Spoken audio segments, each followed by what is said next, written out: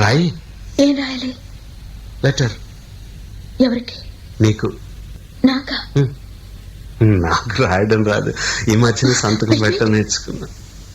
నాకు నువ్వు రాసే ఉత్తరం నేను రాసి నాకు చదివి వినిపించి తర్వాత నువ్వు చదువుకో.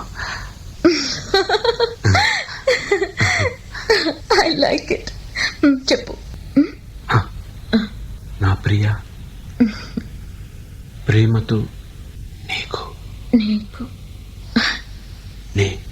రాసే నేను రాసే ఉత్తరం లెటర్ లేక కాదు ఉత్తరమే అని రా. చదువు. కమ్మని ఈ ప్రేమ లేఖనే రాసింది హృదయమే.